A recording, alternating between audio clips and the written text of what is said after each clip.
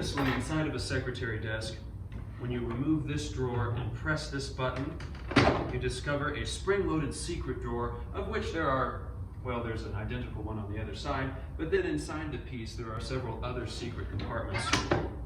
So, welcome to a video which is dedicated to this intriguing trace of furniture history from the 1820s. Now, this is an emblematic example of the Charles X style, which is a furniture style that only lasted about 10 years, and the first part of the style was this maple variant with dark inlay. The later was a dark rosewood with a light inlay, simply the reverse of the original, most pure Charles X, as we see here. But it's a style which is an aesthetic reaction to the Napoleonic Empire style, which is of course more grandiose and pompous. Here you'll see the piece has gained in elegance what it loses in majesty. It's devoid of gilded bronzes, while still being neoclassical. I mean, the decor is a complete allusion to the decorative repertoire of the ancient republics. You know, we have these inlaid motifs which are taken probably directly from antique pottery or some of the excavations throughout the 18th century. But the wood scheme here, the colors, do imitate the color scheme of antique pottery, and the claw feet, which are pretty unusual for Charles X pieces, denote this ancient Egyptian belief that the claws would give the user of the furniture the power of the animal. So we see right away a desk, which is a nice chapter in the evolution of European neoclassicism. But we also see a piece which is both emblematic and somewhat eccentric in terms of Charles X furniture. It's eccentric only in a sense that this model possesses all the traits of the finest quality domestic pieces that were produced at the time.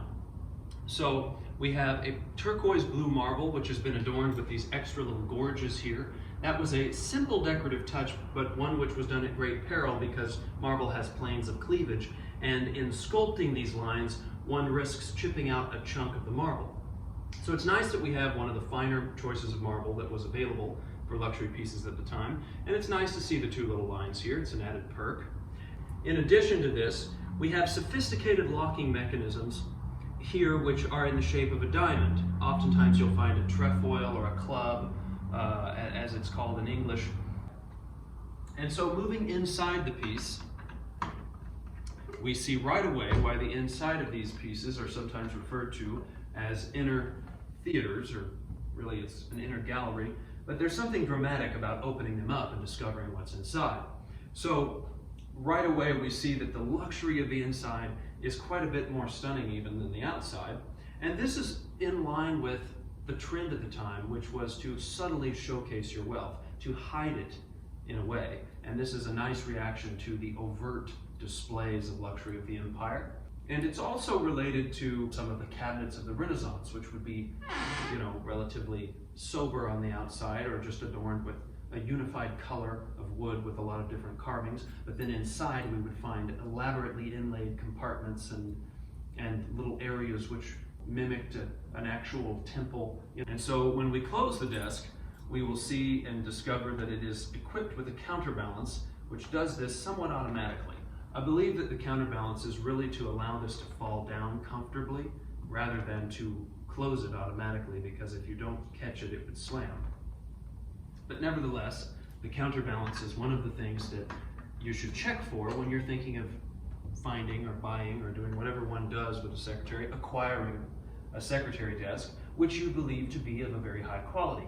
The highest quality models had a counterbalance. They generally had sophisticated locks, and then they would be equipped with a nice marble such as this blue turquoise model.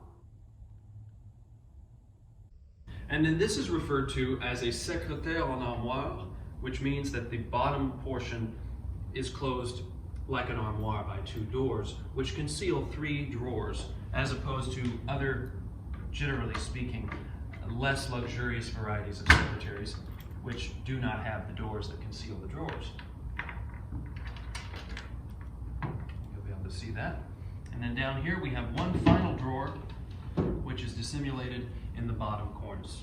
As with all my secretary desks, I do not reveal the location of all the secret compartments, because then they would just be compartments.